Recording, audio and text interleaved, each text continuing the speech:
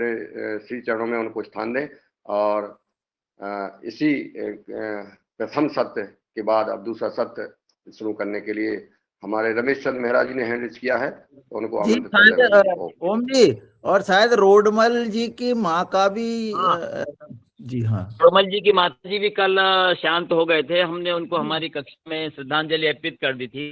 तो हाँ उन दोनों दिव्यांग आत्माओं को हमारी ओर से, हमारे योग आहार परिवार की ओर से भी हम श्रद्धा सुमन अर्पित करते हैं। बात है कि आदरणीय जी आदरणीय रोडमल आर जी हमारे युवा कार्यक्रम के सदस्य हैं और हमारे संगठन के बड़े ऊर्जावान भ्राता है। लगातार खूब जो है परम पूज्य स्वामी जी, सिद्धाचार्य जी और इस राष्ट्र सेवा में लगे हुए हैं। तो मैं उनकी माता जी का देवभोग हो गया है। हाँ, रोडमल जी की माता जी का सर जी, तो कल मैं कल हो आदरणीय गया। रोडमल जी की हाँ, माता जी रोडमल जी के हमारे जो लिए युवा भारत जिलाधिकारी हैं, आपसे तो जी परिचित जी है मुझे अच्छे से। जी जानते हैं। तो उनको माता जी के विनम्र श्रद्धांजलि अर्पित करते हैं कि वो उनको भी प्रभु अपने श्री चरणों में स्थान दें। जी और जी उनको भी हम सब पूरा युवहर परिवार विनम्र श्रद्धांजलि अर्पित करते हैं। सभी लोग प्रार्थना करते हैं कि वह प्रभु अपने श्री चरणों में स्थान दें। और आगे दूसरा सत्र हम शुरू करते हैं। ओम ओ ओम शांति शांति शांति।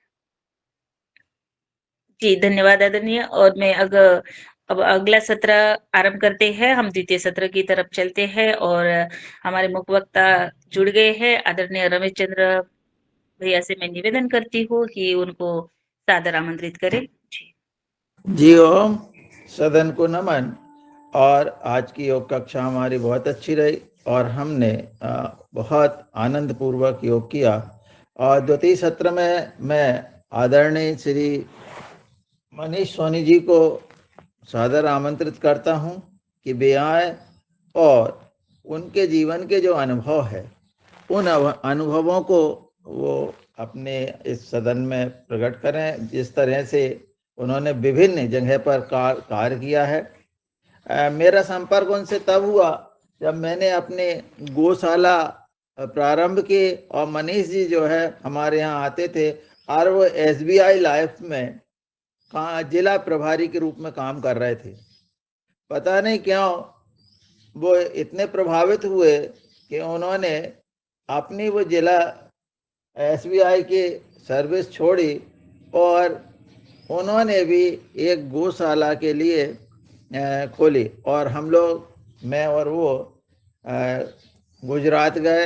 गुजरात से हम लोगों ने वहाँ से गिर गाय लेकर के आए, पर कोरोना काल में अस्त व्यस्त होने के कारण उन्होंने उसको छोड़ा।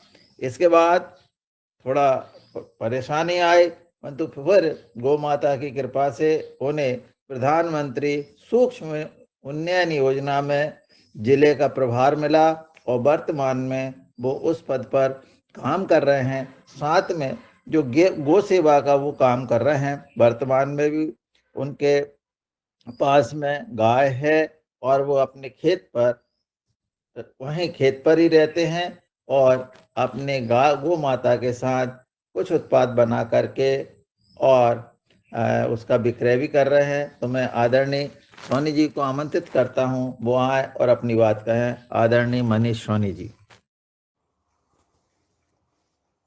मेहरा सर का बहुत बहुत धन्यवाद। सदन को नमन, ओम प्रणाम। जैसा कि सर ने मेरे बारे में बता ही दिया है, तो मैं विगत 5 वर्षों से गो आधारित कृषि भी कर रहा हूँ और साथ में उद्यानिकी एवं खाद्य प्रसंस्करण विभाग में डिस्ट्रिक्ट कोऑर्डिनेटर के रूप में भी काम कर रहा हूँ। आज वर्तमान में जो स्थिति बनी हुई है देश में, जैसा कि आदरणीय बहन जी ने कुछ टॉपिक भी इसमें लिख के दिए हुए हैं मुझे, जिन पर हमें बात करनी है। राष्ट्र, प्राकृतिक भारतीय शिक्षा, संस्कृति, प्राकृतिक और जैविक खेती और अच्छा आहार। तो राष्ट्र की बात करें तो बहुत अच्छा हो रहा है और आगे भी होगा, लेकिन जो हमारे देश के अंदर हमारे धर्म के साथ में एक षड्यंत्र रचा जा रहा है हर लेवल पे, उसकी शुरुआत आज से लगभग कई बरसों पहले ही हो गई थी हमारे धर्म को, हमारी शिक्षा को, हमारी संस्कृति को, हमारे आहार को बिगाड़ने के लिए, जिसके परिणाम अब आना शुरू हो गए हैं।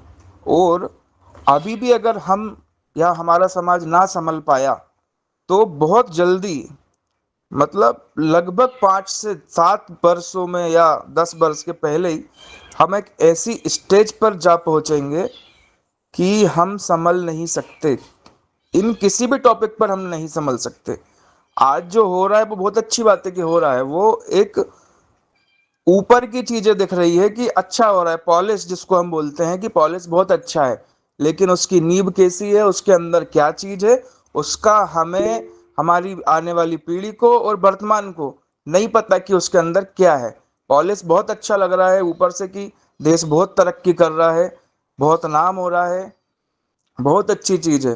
देश के मुखिया आदरणीय मोदी जी हैं जो 1000 वर्ष आगे का सोच के अपने काम कर रहे हैं और बहुत अच्छे काम भी हैं।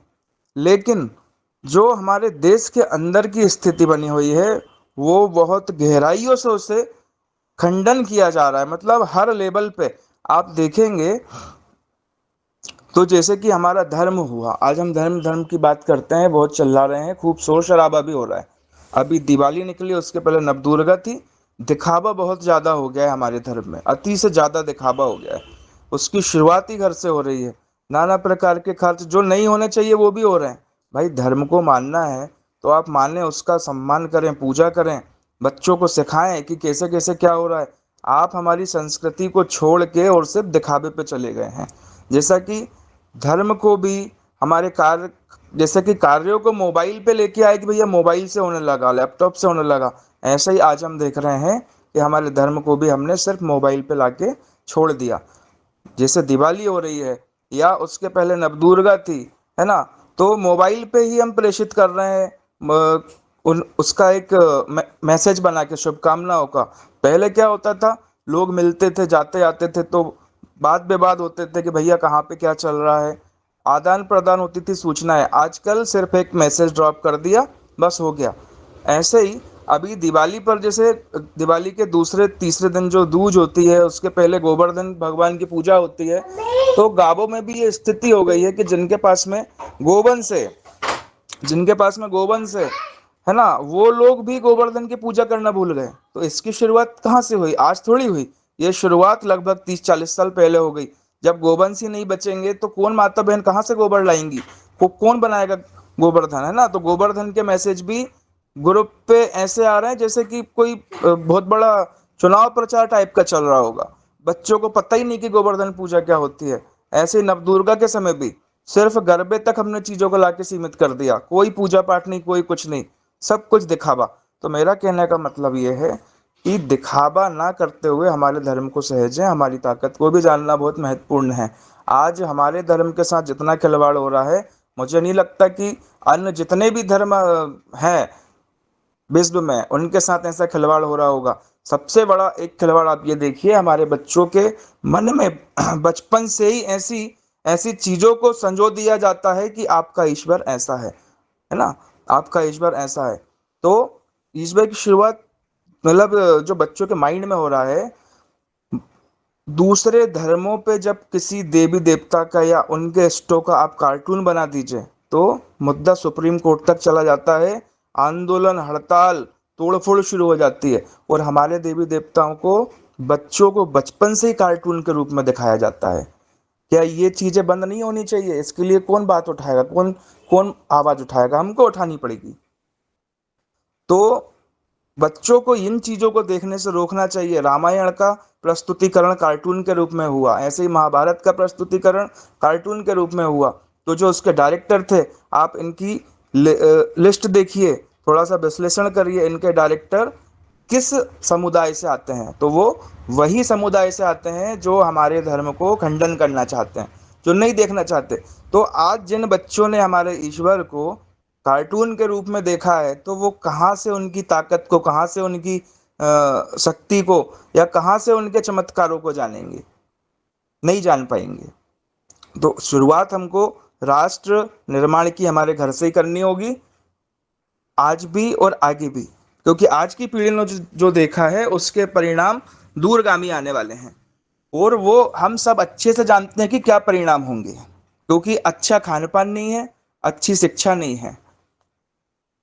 ऐसे ही स्कूल में भी क्या ऐसा कोई सत्र नहीं हो सकता कि बच्चों को हफ्ते में एक दिन कम से कम, हमारे जो पूर्वज रह चुके हैं, जिन्होंने अंग्रेजों के साथ, जिन्होंने मुगलों के साथ में फाइट करके और देश को एक अच्छा नाम दिलाया, उनका नाम क्यों नहीं पढ़ाया जाता? आज भी नहीं पढ़ाया जा रहा है, सिर्फ बातें बातें हो रही है। तो ऐसा कम से कम एक दिन या एक घंटा तो निकालें कि सारे स्कूलों में हमारे ऋषि मुनियों के बारे में, हमारे सनातन के बारे में बताया जाए।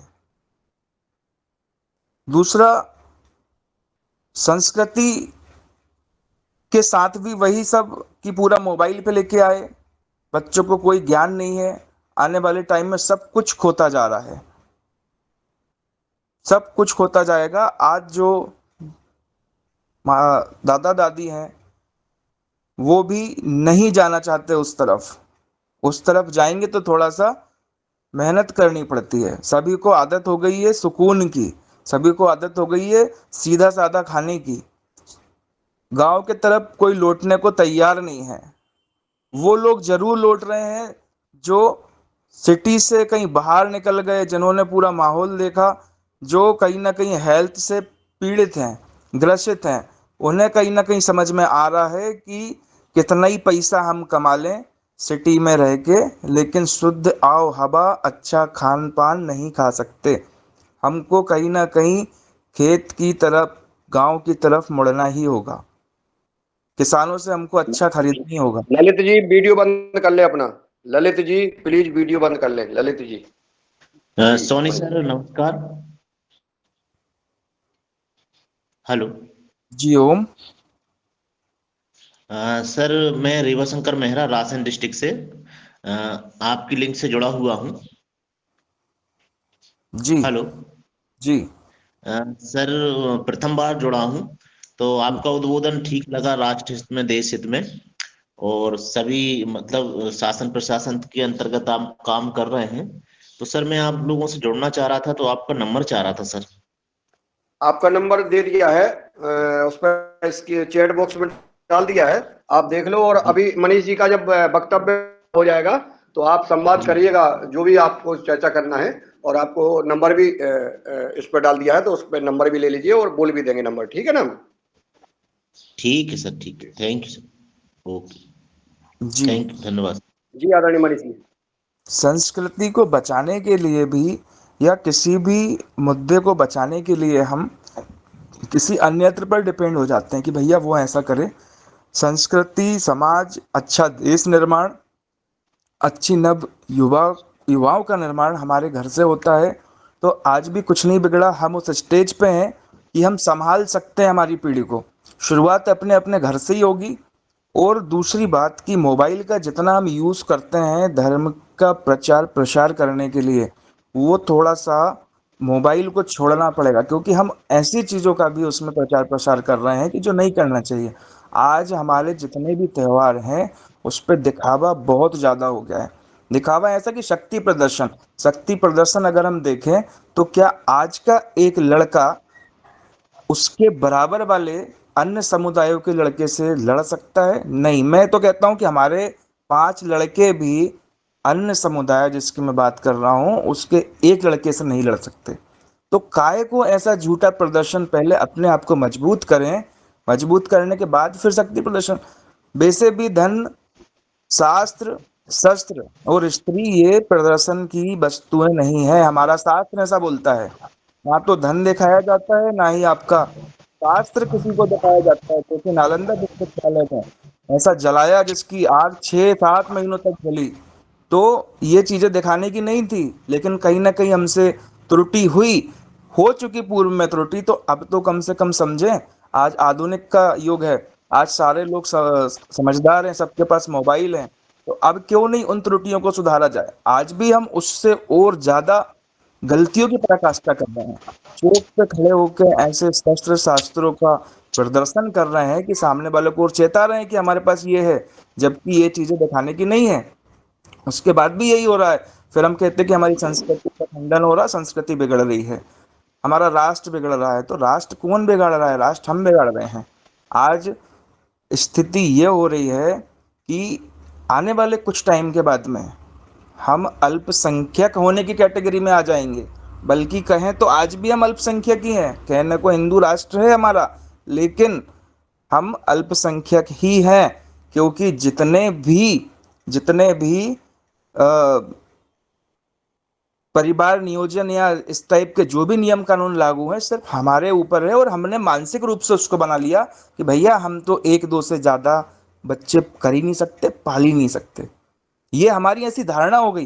पहले हमारे जो बाप दादे थे, 10-10, 12-12 बच्चे उन्होंने पाले, और उसमें उसका पूरा सिस्टम ही था, वो प्राकृतिक रूप से चलते थे ना। क्योंकि जैसे 10 बच्चे हो तो 10 के 10 थोड़ी ना कलेक्टर बन जाएंगे, या 10 के 10 थोड़ी ना अच्छी पोस्टों पर चले जाएंगे। 2-3 समाज के लिए जाएंगे, 2-3 हमारे शास्त्रों के लिए, धर्म के लिए, 2-3 खेती के लिए, कुछ नौकरी के लिए। ये सिस्टम था। आज हम गिनती के 1 या 2 बच्चे हमारे हो रहे हैं, और उनको हम ऐसा लल्लू बना के रखते हैं कि कोई लापड़ा ना मार दे इनको। पहले ये होता था कि भैया तू तो सांड बन और जाके जो तुझे करना हो कर, और 8-10 में, 4-5 में आराम से निकलते थे। और हम कह रहे हैं कि हम हिंदू राष्ट्र बनाएंगे, हम विश्व से लड़ेंगे। कैसे लड़ेंगे आप? मोदी जी जो एक सपना संजो कर रखे हैं, तो उनने पॉलिशिंग बहुत अच्छी कर दी, लेकिन उसका नीचे का कौन संभालेगा? अब ये चीज़ थोड़ी ना घर घर आके मोदी जी बताएंगे कि भैया ये भी आप करिए, ऐसे ऐसे आप अपने आप को बढ़ाइए, ऐसे ऐसे आप मजबूत करिए। उनका काम देश का किलाबंदी करना है। पहले पाकिस्तान और चीन था, आज बंगाल भी हमारा एक दुश्मन बन के खड़ा हो गया है। तो अब पहले 2 दुश्मन थे, आज 3 हो गए। तो मोदी जी इन चीज़ों से निपटेंगे या घर के अंदर की समस्याओं से निपटेंगे? तो इस पर भी हमें ध्यान आकर्षित करने की आवश्यकता है। जैसे हमारे महान अनुभवी हैं, तो उन्हें भी किसी न किसी पैरामीटर पे, किसी न किसी बिंदु पे इन पॉइंटों पर काम करने की भी अत्यंत आवश्यकता है। और ऐसे पॉइंटों के लिए मोबाइल का उपयोग कम से कम करके 1 to 1 या हमारे मंदिर हैं, ऐसी जगहों पे जाके थोड़ा सा प्रचार प्रसार करें, जहाँ पे जो हम बताएं वो डाइल्यूट नहीं होना चाहिए। और अन्य जो समुदाय होते हैं या जो भी संस्थाएं चल रही है, वहाँ पे आप देखिए मोबाइल उनके बाहर रख लिए जाते हैं। मैं ऐसे कई समूह में भी हूँ, और कई तरीके से काम भी कर रहा हूँ सीक्रेटली, जिसमें हम लोग विश्लेषण करते हैं कि भैया हमारी कमी है कहाँ है, सामने वाले की कहाँ अच्छाई है, और कहाँ वो इस बात पे खरा उतर रहा है। तो देखने में एक पॉइंट यही आया, माननीय सदन को बताना चाहता हूँ कि उनके यहाँ पर जो किलेबंदी टाइप की जो जगह होती है, वहाँ पे छोटे बड़े सभी प्रकार के बच्चे जाते हैं, मोबाइल उनके बाहर रखाए जाते हैं। ऐसे भी हमने देखे। कुछ भी प्रकार का जो अंदर भाषण चलेगा वो बाहर तक नहीं पहुंचना चाहिए, सिर्फ उनके दिमाग को कैच करना चाहिए। हमारे यहाँ पे क्या हो रहा है कि दिमाग को कुछ कैच नहीं करना चाहिए, पूरा का पूरा मोबाइल पे चलना चाहिए। तो मोबाइल पे चलेगा तो हम हमारी ताकतों को दूसरों को बता रहे हैं। ऐसे ही हमने हमारे शस्त्रों को बताना शुरू कर दिया। नवरात्र के बाद दशहरे पर जो जुलूस निकलते हैं, दिवाली के पहले अभी हमारे यहाँ जुलूस निकला, तो इतने डीजे बाजे के साथ में निकला। तो भैया आप क्या बताना चाहते हो? आपकी ताकत है तो आप उसको छुपा के रखिए ना, जब आवश्यकता आएगी तो उसको प्रदर्शन करिए, निकालिए, यूज करिए। इन सब चीजों को भी थोड़ा सा हमें सहेजने संजोने की आवश्यकता है। मोबाइल गेम से थोड़ा सा दूर रहें, और इस टाइप के मैसेज को आगे हमें फॉरवर्ड नहीं करना है किसी भी टाइप से। अगर आ भी रहा है तो कहीं ना कहीं थोड़ा सा तो हम धर्म के लिए खड़े रहें। इसी प्रकार से प्राकृतिक खेती, जैविक खेती के लिए भी बहुत छेड़छाड़ की गई है, क्योंकि इन्हें पता था कि भारत के स्वस्थ होने का राज क्या है। आज पहले एक जिला अस्पताल हुआ करती थी, एक आध दो प्राइवेट हॉस्पिटल, कोई डॉक्टर प्रैक्टिस कर रहा है, तो आज गली गली में हॉस्पिटल खुल रही हैं। गली गली में, हर गली में हॉस्पिटल है। आने वाले टाइम में ऐसा लगता है कि घर के आजू बाजू में भी एक एक क्लिनिक खुल जाएंगे, या फिर ऐसी व्यवस्था हो जाएगी कि मोबाइल क्लिनिक टाइप का, कि भैया फ़ोन करो डॉक्टर ही घर आ गया। तो ये इसमें अपार संभावनाएं हैं। डॉक्टर की फील्ड है, मेडिकल फील्ड, ये आगे ग्रोथ करेगी। इसके पीछे भी कहीं ना कहीं पहले प्लानिंग रही होगी कि मूल जड़ तो गाय है, गाय होगी तो शुद्ध खान पान आएगा, आदमी खेती कम से कम खुद के लिए तो करेगा जैविक। लेकिन उसके साथ भी छेड़छाड़ की गई कि भैया कौन करेगा इतनी मेहनत, है ना। लेडीज़ों को भी ऐसा आकर्षित किया गया कि आप तो जो है सिटी की तरफ भागें। इतना ज़्यादा ब्रेन वॉश किया गया है, और ब्रेन वॉश करने के लिए लोग आज भी लगे हुए हैं। हमें पता ही नहीं चलता कि हमारा ब्रेन वॉश कहाँ पे किस जगह पे हो रहा है। ऐसे ऐसे कुछ केमिकल या तो खाने में बहुत बड़ी प्लानिंग है इसके पीछे, हम नहीं समझ पाएंगे। लेकिन कम से कम अगर हम गाय से, हमारे खेत से, प्रकृति से जुड़े रहेंगे, तो प्रकृति खुद हमें कहीं ना कहीं ऐसी चीजों से बचाएगी, इंडिकेट करेगी कि हमारे साथ गलत होने वाला है। लेकिन जब हमारा टच खत्म हो जाएगा प्रकृति से, तो फिर हमको दुनिया की कोई भी ऐसी चीज नहीं है, कुछ भी टेक्नोलॉजी नहीं है जो हमें बचा सके कि आपके साथ गलत होने वाला है। प्रकृति से बड़ा कोई विज्ञान है ना, पहले था ना है, और उसका जो केंद्र बिंदु है वो गाय रही है। अगर इस पर भी शोध करना चालू किया जाए तो, और हो ही रहे हैं शोध, आने वाले टाइम में होंगे। लेकिन समस्या तो वही है ना कि भैया भारत से गाय हटा ही दो ना, कि भारत का नाम हो। आज ब्राजील, ब्राजील में हमारे देश की गाय वहां पे संवर्धन चल रही है, ब्राजील जैसा विदेश, और हमारे देश में हम गायों की स्थिति देख रहे हैं। तो नाम विदेश ले लेगा कि भैया देखो हमने ये वाली रिसर्च करके बता दी। भारत से गाय का नामो निशान खत्म कर देंगे, हो चुका है गाय का नामो निशान निशान खत्म। आज जो अच्छी गाय लोगों ने रखी है वो सिर्फ दूध के लिए रखी है, ना कि कोई विज्ञान जैसा चमत्कार करने के लिए रखी है। चमत्कार जैसा कुछ नहीं होता, लेकिन विज्ञान ही चमत्कार है। और उसकी माँ जो है प्रकृति है, प्रकृति जो करा दे वो सारा विज्ञान हम उसको मान लेते हैं, करने वाला ईश्वर है। तो रही बात गाय की, तो गाय पे भी थोड़ा थोड़ा काम शुरू करें। जो लोग अच्छी जॉब में हैं, कम खुद ना जा सकें, खुद ना कर सकें, तो अगर कोई किसान काम कर रहा है गाय के लिए, या कहीं गौशाला है जो अच्छा काम कर रही, तो वहाँ कम से कम जाएं। तो हफ्ते में जाएं, महीने में जाएं, साल में एक दिन तो जाएं, दिवाली के पहले जाएं अपनी फैमिली को लेके, वहाँ पे जाके थोड़ा सा गायों के साथ समय व्यतीत करें। जो अपनी श्रद्धा से करते बने वो अपनी श्रद्धा से दान धर्म करके आए या गायों को खिला के आए। पैसा देने से अच्छा है कि चारे की व्यवस्था कर दें, गुड़ दे दें। पैसा देंगे, पैसे का कहीं ना कहीं गलत यूज होता है, तो उनके लिए दे के आए। लेकिन गाय से जुड़ें। गाय से जब तक नहीं जुड़ेंगे, जब तक अच्छा स्वास्थ्य, अच्छा देश निर्माण नहीं हो सकता। हमारे देश में हर चीज को एक महत्वपूर्ण दायित्व दिया गया, एक महत्वपूर्ण वस्तु समझा गया, अच्छी चीजें माना गया है। हर एक चीज को, कंकड़ से लेके सुई तक, और सब कुछ हमारे यहाँ सब पूजा जाता है। लेकिन आज उसी चीज के ऊपर तो प्रहार किया जा रहा है कि भैया ये सारी चीजें बेकार हैं, कुछ नहीं। आज दिवाली पे हमारे होशंगाबाद में लगभग 1500 किलो मावा नकली मिला, और वो मिला कहाँ से? सिटी से नहीं मिला, गांवों से पकड़ाया है। गांवों में 500-500 किलो मावा 3 से 4 बार पकड़ाया, गांवों में। तो कहने का तात्पर्य ये है, हम कहते हैं कि गांव में तो शुद्ध मिलता है, गांव के लोग पहचान जाते हैं कि शुद्ध क्या है, अशुद्ध क्या है। लेकिन आज की स्थिति आप ये देखिए, और ये हमारी विडंबना माने इसको, अति की पराकाष्ठा है कि गांव में नकली मावा पकड़ाया, लगभग 400-500 किलो मावा खप गया था। लेकिन गांव का एक भी बुजुर्ग, एक भी बच्चा, एक भी व्यक्ति ये नहीं पकड़ पाया कि ये मावा नकली है। तो क्यों नहीं पकड़ पाया? आज से 30-40 साल पहले गांव से गोवंश, गाय भैंस हट गई, शुद्ध खाया ही नहीं उनने। अब वही लोग तो बुजुर्ग बन गए। जब शुद्ध खाया ही नहीं, तो आज शुद्ध और अशुद्ध की पहचान कैसे करेंगे? मावा खप गया। ऐसे ही हर क्षेत्र में, हर प्रकार के हमारे भोजन शैली में आर्टिफिशियल तत्व मिले आ रहे हैं। आर्टिफिशियल भोजन आना शुरू हो चुका है, और आने वाले टाइम में भी आएगा कृत्रिम रूप से। जब हमारे पास सारी उपलब्धता है, हमारे पास जमीन है, हम पुनः गाय को लेके आ सकते हैं। और जीव से, गाय से मतलब ये नहीं कि गाय को ही रखें, आप भैंस को रख लीजिए, जिसमें आपकी सामर्थ्य उसको रख लीजिए। प्राकृतिक जैविक खेती का मतलब ही होता था जीव जीवस्य जीवना मस्ती करके। तो किसी भी जीव को आप रखें तो प्रकृति हर जीव का सम्मान करती है, ना कि गाय का। गाय हमारे सनातन से जुड़ी है तो हम उसको माता कहते हैं, लेकिन हमारे लिए सारे जीव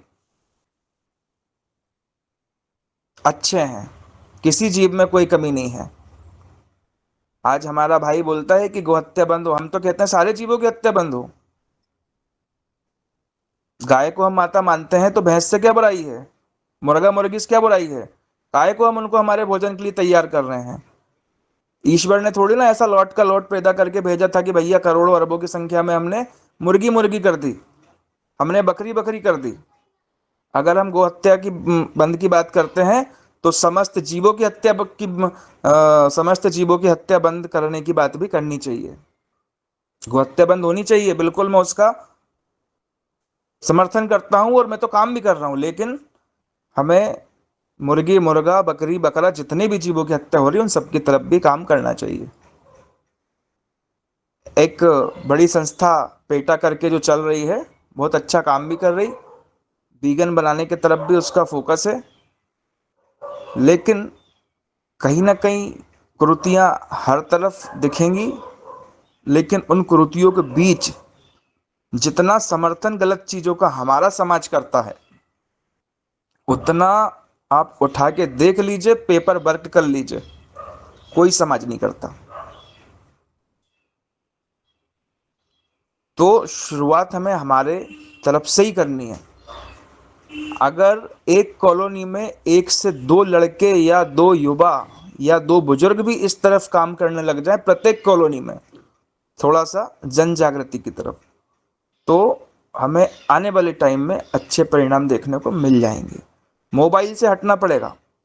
आज हमारे बुजुर्ग भी ऐसे हो गए हैं कि बच्चों को कुछ सिखा नहीं पा रहे हैं। उनके पास जो ज्ञान है वो उस ज्ञान को हमारी पीढ़ी को, हमारे नाती नाती जो होते हैं उन तक नहीं पहुंचा पा रहे हैं। पहुंचाना चाहिए, बहुत कम है हजारों लाखों में जिनके यहाँ इस टाइप से परिवार में बैठ के खुले विचारों पर बात चल रही हो। उस तरफ भी हमको आना पड़ेगा।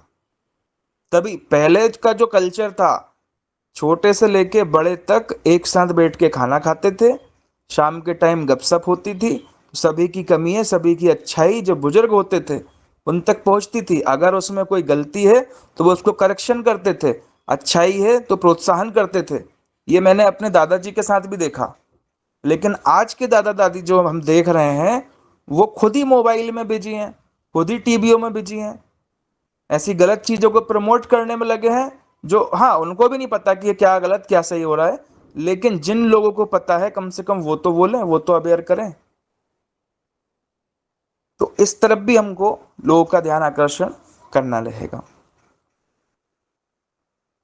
दूसरी बात, अभी वर्तमान में डीएपी यूरिया के लिए भी बहुत सारी प्रॉब्लम किसान भाई फेस कर रहे हैं। तो उसका सबसे अच्छा जो ऑप्शन है वो गाय ही है, भैंस है। घर में जानवर रखें और कम से कम 1 एकड़ में तो करें। आज मतलब हमारे देश में 70% आबादी जो है कृषि से जुड़ी हुई है। 70% लोग कृषि से हैं, है ना। तो अगर ये लोग जो जुड़े हुए हैं अपने खुद के लिए 1-1 एकड़ में ही, कह रहे हैं आधा एकड़ में शुरू कर दीजिए, 1 एकड़ भी ज्यादा लग रहा, सिर्फ आधा एकड़ में जैविक कृषि चालू कर दें, बिल्कुल नियमबद्ध होके। आने वाले 5 से 7 साल में देश समाज पुनः स्वस्थ हो जाएगा। जितने अस्पताल खुले हैं वो अस्पताल बंद की कगार पे आ जाएंगे। 70% बड़ा रेशो होता है, और जब आधा आधा एकड़ में प्रत्येक परिवार अपने लिए करेगा तो प्रकृति है साहब, अपने बालों के लिए भी देती है, हमारे लिए नहीं देती। आप कुछ लगा के देखिए, हमारे लिए तो देगी, हमारे से जुड़े जो अच्छे शुभचिंतक है उनके लिए भी देगी ही देगी। तो क्या 70% उन 30% के लिए नहीं पैदा कर पाएंगे? लेकिन हमारा ध्यान सिर्फ हवा हवाई में रहता है, पेपर वर्क पे कुछ भी नहीं है। आज पेपर वर्क करना, विश्लेषण करना ही भुला दिया गया है। कैलकुलेटर विधि जब से आई, बच्चे गुणा भाग करना भूल गए। बच्चे तो छोड़िए, हम भूल गए। नहीं तो हमारे दादा परदादा बाप दादे थे अनपढ़ जिनको बोला जाता था, ऐसे 7 अंकों 8 अंकों और बल्कि करोड़ों अरबों के गुणा भाग उंगलियों पे निपटा देते थे। आज हमको 2 दूनी 4 के लिए भी कैलकुलेटर का यूज करना पड़ रहा है। तो सेम स्थिति कृषि में भी हुई। पहले हमारे जो पूर्वज थे कृषि को वैज्ञानिक पद्धति से ही करते थे, जिसको हम अनपढ़ बोलते हैं। गाय खेत में होती थी, एक पूरा सिस्टम के साथ होती थी, बैल होते थे सिस्टम के साथ होते थे। जब एक बार बैल जोड़ी आ गई तो जीवन पर्यंत हमारे साथ रहेगी। ऐसा पूरा सिस्टम था, बदलना नहीं होता था। आज तो हमें कोई चीज अच्छी नहीं लग रही तो हम तुरंत बदल देंगे। ऐसे ही गायों के साथ भी हो रहा है कि हम सिर्फ स्वार्थ बस ही किसी भी चीज से जुड़ रहा है आदमी। तो जब स्वार्थ बस जुड़ेगा तो प्रकृति भी स्वार्थ बस ही देखेगी, जिसको हम पंच महाभूत बोलते हैं, ईश्वर बोलते हैं। मंदिरों में जाते हैं, भैया सब जगह जाइए, लेकिन एक ईश्वर जो है 24 घंटे 365 दिन आपको देख रहा है, आपको महसूस कर रहा है, आपके हर कर्म को देखता है, अच्छे बुरे सारे कर्मों को।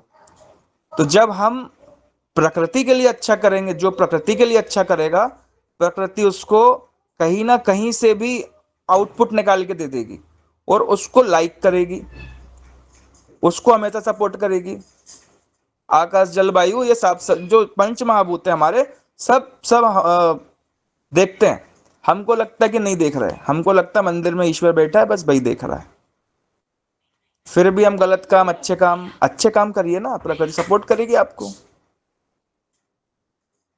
लेकिन कहीं ना कहीं हम प्रकृति से भी बहुत दूर होते जा रहे हैं और फिर कहते हैं कि हमारे साथ में गलत हो रहा है। तो गलत तो होगा ही, क्योंकि हम बीज ही गलत का बो रहे हैं।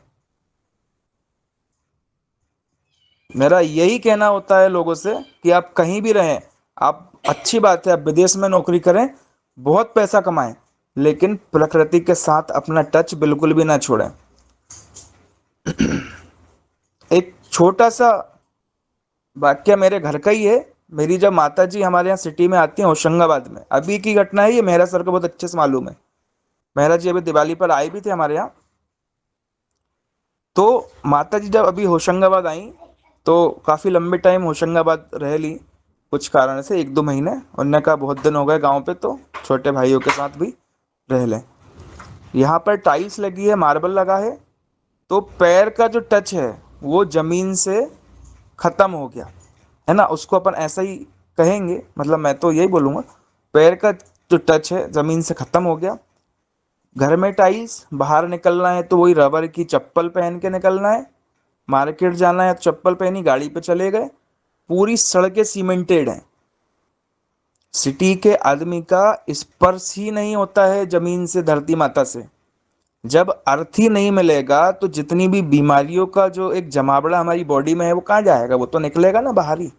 तो यही चीज़ होती है कि जो धरती का जो टच है, जैसे पहले के लोग जो गोबर से लीपते थे, धरती पे टच होता था, तो एक कुछ ना कुछ और तो है प्राकृतिक विज्ञान में कि जो रेस निकलती होगी नीचे से लेके आकाश की तरफ, वो आपकी बीमारियों को, जो अंदर गंदगी उसको क्लियर करती होगी। ऐसा मैं अपना अनुभव बता रहा हूँ। तो माता जी यहाँ पे आई तो 540 560 तक उनकी शुगर हो गई। हाथ पैरों में जकड़न भी, ये सिर्फ 1.5 से 2 महीने की बात है। हाथ पैरों में जकड़न, उठने बैठने में प्रॉब्लम, तो डॉक्टर के पास गए, बहुत सारी टेबलेट्स लिख दी, मेडिसिन। माता जी ने बोला हम तो नहीं खाएंगे, गांव चले गई दिवाली के पहले।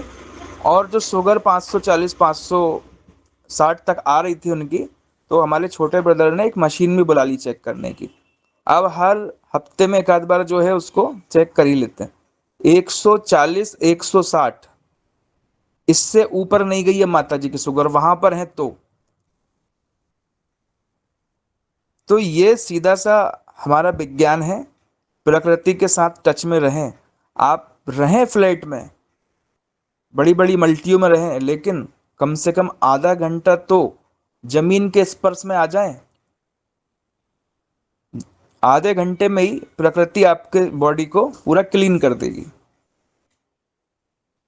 तो कहने का मेरा यही तात्पर्य है कि हमारे संस्कृति, हमारे कल्चर को बहुत गहराइयों से बिगाड़ने की कोशिश की जा रही है। उसको सुधारना भी हमें ही पड़ेगा। हम कमाएं पैसा, खूब कमाएं, घर के लिए ही कमा रहे हैं, अच्छी चीज़ें सोचें, सब सुख शांति सारी सुख सुविधा दीजिए आप परिवार को, लेकिन स्वास्थ्य के लिए भी सोचें और प्रकृति के नज़दीक जाने में अपने आप को ऐसा महसूस ना करें कि मैं तो अनपढ़ या गांव वालों की कैटेगरी में आ रहा हूँ। आज यही हो रहा है कि पढ़ा लिखा आदमी जो अच्छी बड़ी बड़ी महंगी कारों से चलता है, वो गाँवों में जाने से शर्मा रहा है। गाय को एक रोटी खिलाने से अपने आप में गिल्टी फील करता है, लेकिन वहीं 1 लाख के कुत्ते को चैन से घुमाने में उसको प्राउड फील होता है कि भैया हम 1 लाख का कुत्ता घुमा रहे हैं, और एक गाय को एक रोटी देने में उसको गिल्टी फील हो रही है। तो इस मानसिकता को छोड़ना पड़ेगा हमारे स्वास्थ्य के लिए।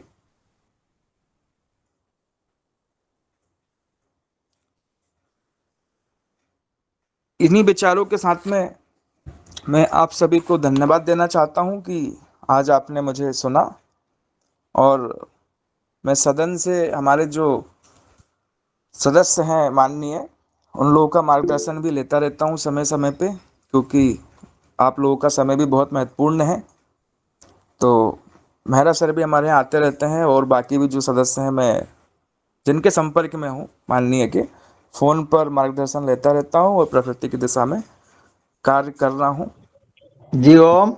अभी 2 हैंड रेज है, तो आदरणीय मैं अशोक पटेल जी को पहले बुलाता हूं कि वो अपने जो प्रश्न है वो पूछें। जी ओम। जी ओम। आज की योग कक्षा भी बहुत ही अच्छी रही, बहुत ही अच्छा उन्होंने योग करवाया, बड़ी शैली में योग करवाया। वो एक हीरो है जगजीवन, क्या जगजीत, उसी शैली में उन्होंने योग करवाया, बहुत मजा आया। और प्रकृति के करीब कैसा रहा जाए, इसके लिए मनीष भाई ने बहुत ही अच्छे सुझाव दिए, और कड़वे कड़वे जो सच है समाज के वो सब हमारे सामने उजागर किया। सदन से मेरा एक निवेदन है कि किस प्रकार एक व्यक्ति का जीवन प्रकृति के करीब रह के जिए, वो एक मॉडल किस प्रकार हो, वो ऐसा कोई मॉडल की परिकल्पना हो तो वो बताने की कृपा करें। उस मॉडल को अपन साकार रूप में उतारने का एक पतंजलि जो योगिक परिवार है अपना पूरा, उसमें सभी का सहयोग रहते कि मॉडल के रूप में अपन उसको उतार के, और कैसी स्वस्थ जीवन शैली और किस प्रकार वो करे, एक मॉडल अपन बना सकते हैं, कच्चा घर वगैरह इस टाइप का। क्योंकि कर्म प्रधान विश्व करी राखा, जो जस करहिं तस फल चाखा। क्योंकि आजकल के भौतिकतावाद के युग में अब ये जैसे मनीष भाई ने कहा कि वो टाइल्स पे आ गया, लेकिन अब वहाँ शहरों में तो टाइल्स ही रहेगी, वहाँ उनको गाय मिलेगी नहीं गोबर लीपने के लिए। और फिर वो आजकल फैशन हो गई, बहुत सी ऐसी चीजें हैं भौतिकतावाद के युग में कि लोगों ने पक्के घर बना लिए हैं, और उसी का परिणाम है कि विभिन्न प्रकार के रोग हो रहे हैं। क्योंकि जो समय इतना परिवर्तनशील है, इसमें जो फिजिकल एक्टिविटी है हर व्यक्ति की, वो फिजिकल एक्टिविटी कम हो गई है, मेंटल एक्टिविटी ज्यादा हो गई, जिससे मेंटल प्रेशर आदमी के ऊपर बढ़ रहा है। मेंटल प्रेशर बढ़ने के कारण उसके ऊपर शारीरिक व्याधियां विभिन्न प्रकार की हावी हो रही है। तो एक ऐसा कोई मॉडल की परिकल्पना हो तो वो बताने की कृपा करें जी। ओम। धन्यवाद। थोड़ा सा पूछ रहा था, आज प्रथम बार मैं जुड़ा हूँ आपकी लिंक से, राजस्थान डिस्ट्रिक्ट से रेवा शंकर मेहरा। तो सर मैं स्वयं की कृषि भूमि में छोटी सी गौशाला के लिए विचार कर रहा हूँ, तो उसके लिए मार्गदर्शन दीजिए सर प्लीज। सभी लोगों से आग्रह है, विनम्र आग्रह। जी, आपको अभी ये प्रश्नोत्तर के बाद आप मनीष जी से बात कर सकते हैं। मनीष जी के खुद के अनुभव हैं। आदरणीय गणेश गौर जी को मैं आमंत्रित करता हूं। जी ओम। गणेश भाई। सदन को प्रणाम। और जैसा कि मनीष जी ने जो आज प्रेरणादायी अपने कटु शब्द सभी के सामने रखे, मैं उनको कोटि से नमन करता हूं। और जो सीख है वो है तो कड़वी, किंतु इसको अपनाना पड़ेगा। और क्या है, कुछ चीजें जो देखने की हैं वो देखना अलग होता है और करना अलग होता है। तो करना पड़ेगा तभी परिणाम आएगा, देखने से कुछ होने वाला है नहीं। और मनीष जी का एक जो अनुभव आ रहा था कि जमीन से अर्थ होता है तो कुछ ना कुछ तो हम ठीक होते हैं। तो मैं उसका वैज्ञानिक रीजन और तथ्यात्मक बात मैं बताना चाह रहा था कि जो पंचभूत हैं, क्षिति जल पावक गगन समीरा, तो उसमें से पृथ्वी एक पंचभूत में से आता है, और पृथ्वी यदि किसी की बिगड़ी है तो उसे पृथ्वी ही कंट्रोल कर सकती है। ये मैंने गो विज्ञान की जो पद्धति है आदरणीय रंजीत जी उससे समझा है, तो इसलिए वो ठीक हो जाते हैं। नंगे पैर चलेंगे आधा घंटे, उन्होंने देखो अनुभव से उनने चीजें निकाल के बता दी, मगर वो तथ्यात्मक हैं। तो कोई भी चीज है अपन खुद स्वयं अनुभव कर सकते हैं, भले ही वो अपन उसको प्रदर्शित भले ही नहीं कर पाए, मगर उसको अपन अपने जीवन में उसका लाभ ले सकते हैं। तो ऐसे ही मनीष जी ने जो कहा है उसका मैं समर्थन करता हूं, और आपका यह कदम बहुत अच्छा है। और क्या है, जीवन को जी के दिखाना पड़ेगा, यही मैं आशा और विश्वास रखता हूं। क्योंकि अपन जिस जीवन को जीते हैं ना, तो अपने आप उस जीवन से प्रभावित होकर लोग काम करते हैं। मनीष जी को धन्यवाद। बहुत बहुत बढ़िया आदरणीय गणेश जी। और अब स्वास्तिक का हैंड रेज है, तो मैं उन्हें आदर सहित बुलाता हूं कि वे भी अपना प्रश्न करें या कुछ जो चीज बताना चाहें कहें। जियो। सदन को कोटि कोटि प्रणाम। आज की योगशाला बहुत अच्छी रही, और आज मनीष जी के जो विचार सुनने को मिले, ऐसा लगा कि कोई नर्मदापुरम का एक आचार्य हमें उपदेश दे रहा है, सिखा रहा है। मैं उनके काफी निकट रहा हूं, और वो प्रकृति से काफी अनुभव लेते हैं, ये मैंने देखा कि वो बहुत अच्छे गणेश जी बनाते हैं, और वो गणेश जी को मैंने अपने घरों में स्थापित भी किया। बहुत अच्छे कार्य हैं उनके, और उनकी जो सोच है वो एक नई सोच है, एक नया एंगल से वो देखना चाहते हैं। जो चीज सही है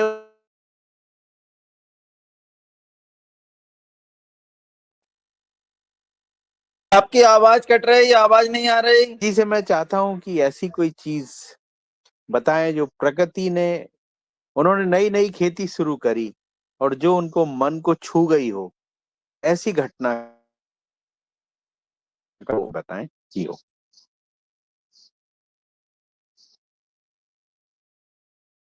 आदरणीय मनीष जी, शरद भैया ने जो प्रश्न किया है कि आपने जो खेती की उसमें आपको कोई चीज ऐसी जो मन को छू गई हो, उसके संबंध में बात करें, फिर मैं आदरणीय पवन सर को आमंत्रित करता हूं। हाँ जी ओम भैया। मन को तो भैया सब कुछ छू गया, क्योंकि गाय साथ में है तो मन का ही हो रहा है जो कुछ हो रहा है। हाँ, लेकिन उसमें एक चीज जरूर छुई हुई है, वो ये कि कई कंपनियों के लोग हमारे आसपास भी आते हैं, ये फलानी फलानी दवाई लेके डेमो भी देते हैं। वो मैंने लेके भी देखे हमारे यहाँ डेमो, छोटे छोटे क्यारियाँ बना के, और उनका और हमारी गाय माता का गोबर गोमूत्र जो मैं बनाता हूँ, तो दोनों के प्रैक्टिकल करके देखे। वो कहते हैं कि ये कीट नियंत्रक है या प्रमोटर है, ह्यूमिक एसिड है, सारी चीज़ें। तो उससे ज़्यादा अच्छे रिजल्ट जो है हमें हमारी गाय माता के जो गोबर गोमूत्र है उससे मिले।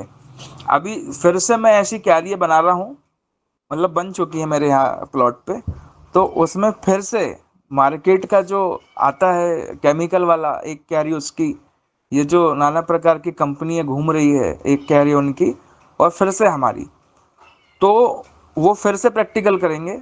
उसका एक ही निचोड़ समझ में आता है आदरणीय भाई साहब कि गाय का जो गोबर गोमूत्र से हम दवाइयाँ बनाते हैं वो बिल्कुल खरी उतरती हैं, उस पर 1% का भी कोई रोग नहीं आता है। किसी भी टाइप को आप देख लें, किसी भी टाइप को, ना उसकी रूट में, ना रूट से लेके फल तक, अगर हम उसका यूज कर रहे हैं तो। अन्यत्र कुछ भी डालने की आपको आवश्यकता नहीं है, क्योंकि शुरुआत ही उसकी रूट से होती है, जमीन से होती है। जहां गोमूत्र चला गया तो उसमें ऐसे कुछ एंटी फंगल बैक्टीरिया जो भी रहा होगा, मुझे ज्यादा नहीं आता विज्ञान के बारे में, लेकिन वो नहीं आने देता उसके ऊपर। तो मन को छुई हुई बात तो यही है कि गाय को रख के ही खेती की जाए। ऐसा कोई विशेष मैंने टेक्नोलॉजी या प्राकृतिक विधि का भी नहीं अनुसरण किया हुआ है, लेकिन जो भी हो रहा है पूरा गाय के गोबर गोमूत्र के आधार पे ही कर रहा हूँ। उसका बीज उपचार वगैरह सारी वही। इस बार एक प्रैक्टिकल मैंने जरूर किया, ये धान में प्राकृतिक खेती जो सरकार का एक ड्राइव चल रहा है ना, और सब लोग कह रहे हैं प्राकृतिक खेती, तो मैं धान में इसको अप्लाई किया। ना ही अपने साइड से ट्यूबवेल से पानी छोड़ा, ना ही उसमें गाय का भी गोबर गोमूत्र नहीं डाला धान में। इस बार पूरा प्राकृतिक ही करके देखा, कुछ भी नहीं डाला, ना ही गाय का, ना ही अलग से कुछ, ना ही पानी दिया। सिर्फ एक बार उसको रोपे लगवा दिए, रोपाई हो गई। उसके बाद में जो भी प्रकृति ने दिया, जितना पानी दिया और जैसा उसको रखना हुआ उतना रखा, तो 1.25 एकड़ में मेरे यहाँ पर 8 से 9 कुंटल धान निकली है। ये मैंने इस बार प्रैक्टिकल, क्योंकि मेरे पास 2 एकड़ तो जमीन है, मुझे 100 एकड़ वालों से कंपटीशन नहीं करना, मुझे मेरी फैमिली के लिए करना है। तो मुझे ये देखना था कि प्रकृति कितना देने की कैपेसिटी में है। तो प्रकृति ने 1.25 एकड़ में 8 से 9 कुंटल भी अगर दिया तो मेरे परिवार के लिए बहुत है। उसमें 4 कुंटल चावल निकलेगा, 2 कुंटल मुझे लगता है, 2 कुंटल में अपने वाले जो शुभचिंतक है उन तक पहुंचा दूंगा। तो ऐसा मेरा मानना है कि आज भी प्रकृति में ऐसे तत्व हैं। जमीन गड़बड़ हुई है, लेकिन कहीं ना कहीं तो है, हम प्रकृति के टच में हैं, तो वो कहीं से भी हमको इकट्ठा करके और हमारे लिए कटोरा भर देगी। ये मेरा अनुभव अभी वर्तमान में रहा है। मेहरा सर हमारे देख के भी आए, तो पूरी जी ओम। जी ओम। जी जी। अब मैं आदरणीय पवन सर को सादर आमंत्रित करता हूं कि वो आए और अपने विचार व्यक्त करें। आदरणीय पवन सर जी। जी नमस्कार, धन्यवाद। सभी योगाहार परिवार के सदस्यों को बहुत बहुत अभिनंदन। आज के मुख्य वक्ता मनीष सोनी जी के बात में सुनने के लिए कई दिनों से ललायत था, क्योंकि पिछली बार जब मेरी उनके साथ वार्ता हुई थी शायद व्हाट्सएप में ही, तो उसके बाद से ही कुछ एक सिलसिला की मैं अपेक्षा कर रहा था। और आज आपने बहुत सुंदर तरीके से अपनी बात रखी है, अपनी बात कही है, और इसके बहुत सारे आपने नए दरवाजे भी खोले हैं, जिसके विषय पर हमें अलग से भी चर्चा करने की जरूरत है, जिस विषय पर हम चर्चा कर भी रहे हैं और जिस पर और गहनता से हमें बातचीत करने की आवश्यकता है। बातचीत करने के साथ विचार करने की आवश्यकता है और उसके ऊपर कार्य करने की भी आवश्यकता है। तो ऐसे आपके विचारों को बहुत बहुत अभिनंदन करते हुए, और आपके अपने कार्य जिसमें आपने मुझे भी एक गणेश जी को दिया है, मुझे प्रस्तुत किया है, मैंने भी उसको बहुत सजो करके अपने घर में रखा हुआ है, और उससे जब भी मैं उनको देखता हूँ तो मुझे आपकी याद आती है। और आपके साथ जो हमारी बहुत ही छोटी सी स्मृतियाँ रही है मिलने की, उसको भी हम याद कर लेते हैं। लेकिन बहुत महत्वपूर्ण विषय आपके साथ जो आप एक और चीज जो आप कर रहे हैं, वो भी मुझे लगता है कि उस पर हमें और आपके साथ अलग से बातचीत करनी चाहिए। जहाँ आप जिला प्रभारी के रूप में कार्य कर रहे हैं, तो उस चीज में हमारे अनुभव क्या आ रहे हैं, किस किस तरह के हमारे उद्यम की स्थापना करने पर आप मदद कर रहे हैं, उसमें लोगों के कैसे अनुभव आ रहे हैं, उनकी कैसी रिस्पॉन्स आ रहा है, उसका क्या प्रभाव पड़ रहा है।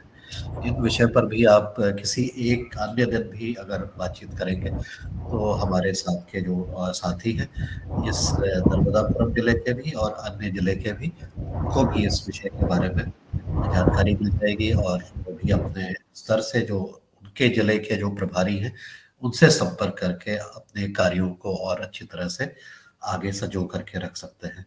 तो ये तो एक मेरी अपेक्षा तो आपने एक और ये बता दी है, जिसको कि आप आने वाले समय पर आप करेंगे।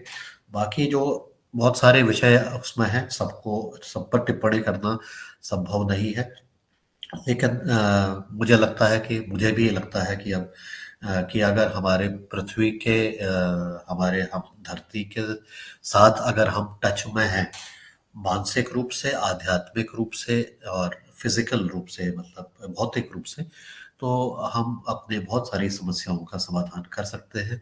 और इस विषय पर हम पंच महाभूत की जब बात करते हैं तो उनके साथ अगर हम टच में आ जाते हैं तो हमारी बहुत सारी समस्याओं का समाधान भी वहीं पर ही मिलेगा, क्योंकि ये एक ऐसी चीज है जिसमें कोई पैसे नहीं लगने वाले हैं। ये सब फ्री में कार्य होंगे, बनस्पत के हम अपनी जिम्मेदारियों को, हम अपने कार्यों को अच्छी तरह से करें।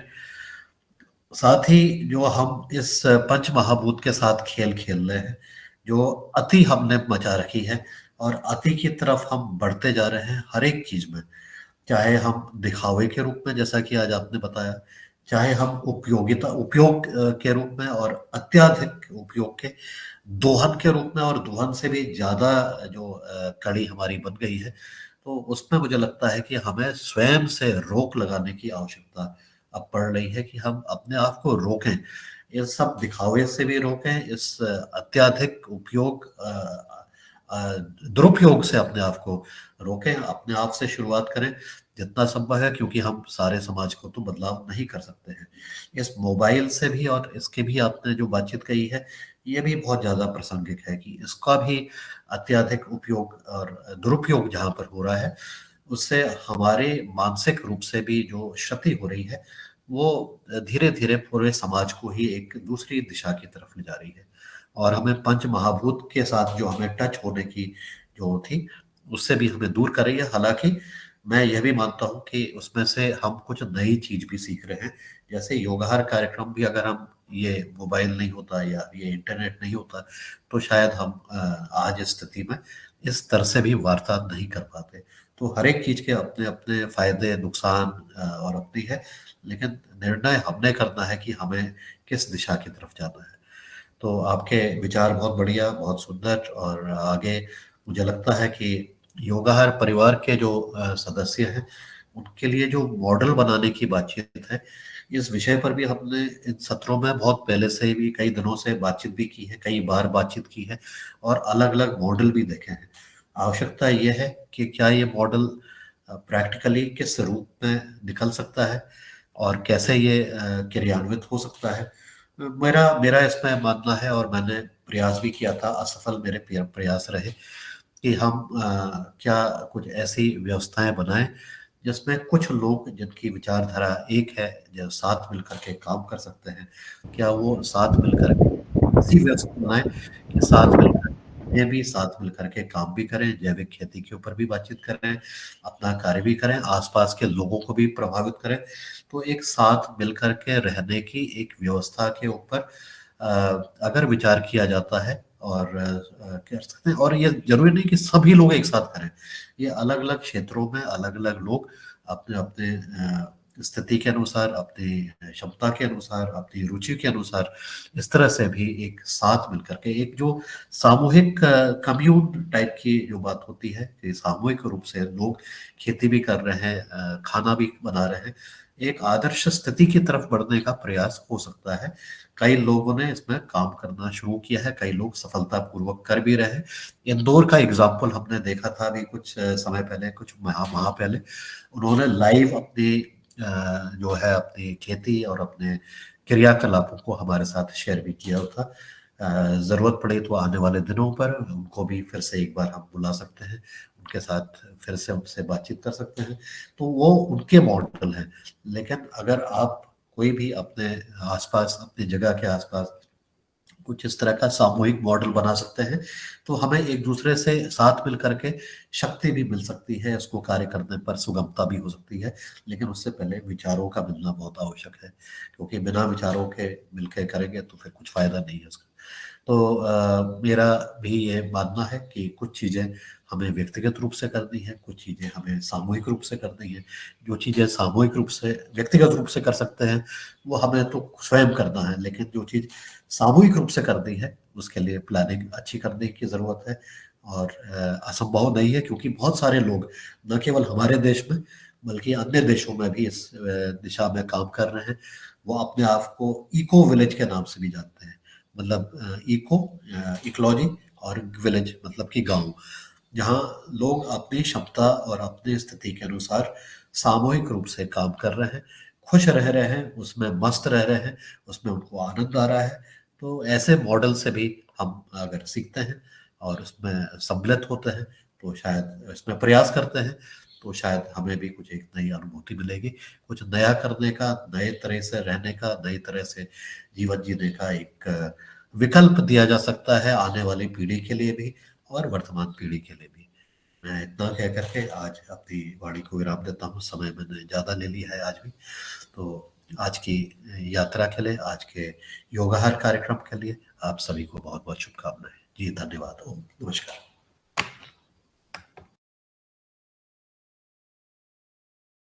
जी ओम, बहुत ही सारगर्भित आपका वक्तव्य रहा है और निश्चित रूप से हमारे अशोक पटेल जी ने जो प्रश्न पूछा था उसका जवाब भी एक तरह से मिला है और निश्चित रूप से आगे आने वाले समय में हम सब लोग मिलकर के एक निश्चित तय करेंगे कि 5 एकड़ में, 4 एकड़ में, 2 एकड़ में किस तरह के मॉडल को बनाया जाए जिससे कि हमारी जो परिवार की पूर्ति है, खाद्य पूर्ति है, वो पूर्ण हो सके, सब्जी भाजी की पूर्ति हो सके। इस तरह के मॉडल पर निश्चित रूप से आगे हम अपने सदन में विचार करेंगे।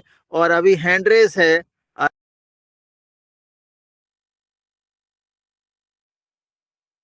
वर्मा सर का।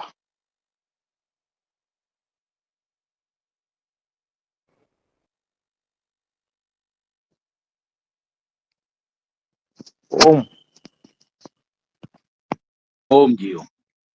सदन को सादर प्रणाम।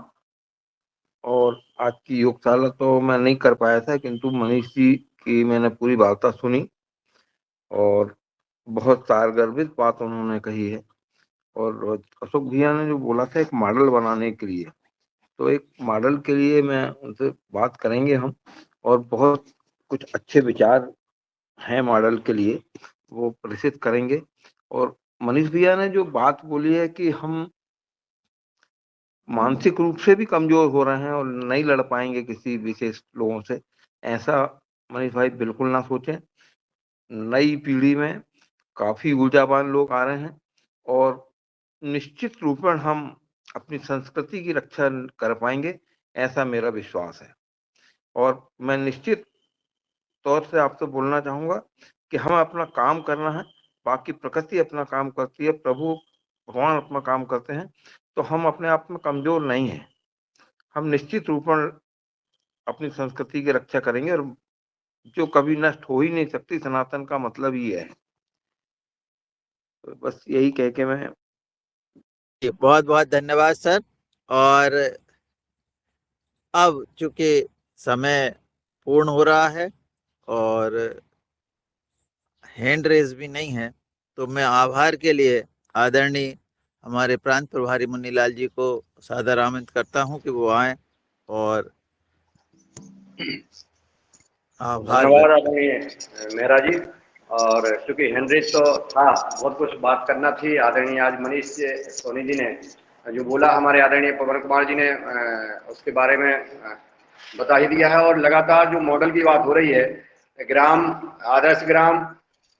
आदर्श जिला, ये में हम सब पर विशेष चर्चा करने की आवश्यकता महसूस हो रही है। और आज आदरणीय मनीष सोनी जी ने इस विषय को रखा है, तो हम चाहेंगे कि योगाहार कार्यक्रम में, जैसा प्रदीप राज वर्मा जी कह रहे हैं, मेरे पास कोई इस पर चर्चा करने की आवश्यकता है और वो अपना अनुभव चर्चा करेंगे।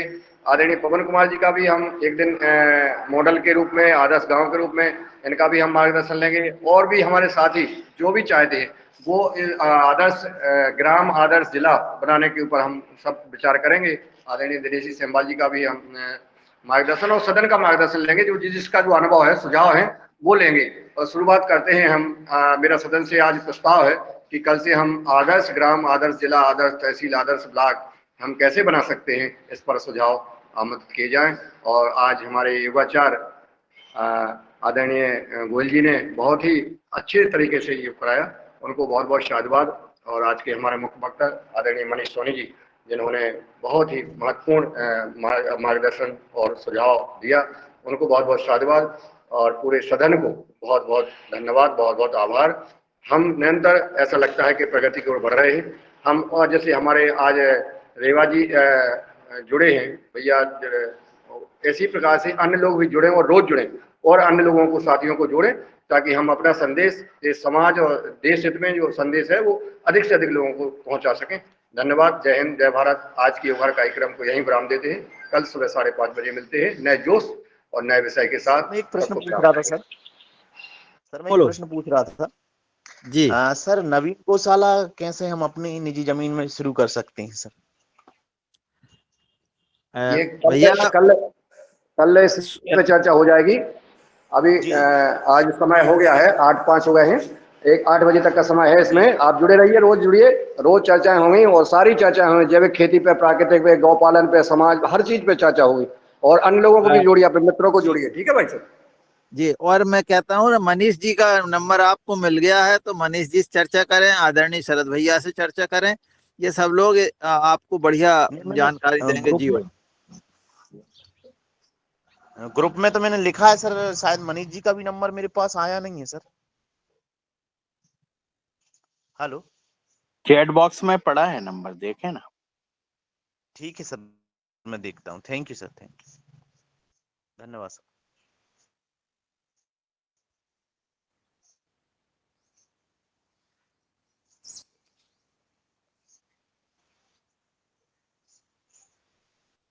मेहरा जी का नंबर अपने ग्रुप में जोड़ दें।